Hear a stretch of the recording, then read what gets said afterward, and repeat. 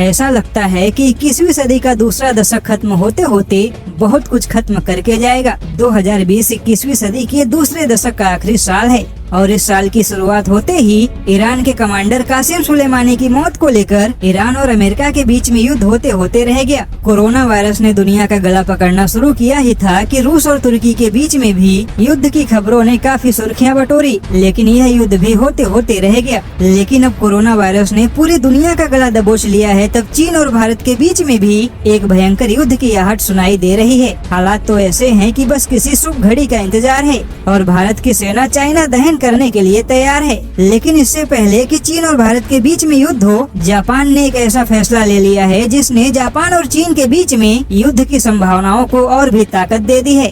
दरअसल जापान की ओकिनावा में इशिगाकी सिटी काउंसिल ने सेंकाकुस आइलैंड पर जापान के नियंत्रण को मंजूरी दे दी है, जबकि सेंकाकुस आइलैंड पर चीन भी अपना दावा करता है। हालांकि इस आइलैंड पर 1972 से जापान का कब्जा है और वहां पर जापान की सेना भी मौजूद है और पिछले महीने इसी आइलैंड को लेकर जापान और चीन की सेना आमने सामने आ गई थी। लेकिन अब जापान की तरफ से इस आइलैंड पर कानून को मंजूरी देने के बाद चीन ने जापान को युद्ध की धमकी दी है और चीन ने पूर्वी चीन सागर में अपनी नौसेना के युद्धपोतों को भी तैनात कर दिया है। हालांकि चीन को जवाब देने के लिए जापान ने भी अपनी तैयारी मजबूत कर ली है। अब ऐसे में देखा जाए तो चीन ने अपने विस्तारवाद की नीति को लेकर सारी हदें पार कर दी हैं। वैसे 2 दिन पहले ग्लोबल टाइम्स ने भारत को सलाह दी थी कि भारत को अपने दुश्मनों की संख्या नहीं बढ़ानी चाहिए, लेकिन शायद चीन का प्रोपेगेंडा अखबार ग्लोबल टाइम्स यह सलाह अपने देश को देना भूल गया, क्योंकि ऑस्ट्रेलिया से लेके भारत तक और जापान से लेके अमेरिका तक दुश्मनों की संख्या चीन ने बढ़ा रखी है। लेकिन जब यह सारे देश चीन से अपनी दुश्मनी निकालेंगे, तब चीन की सेना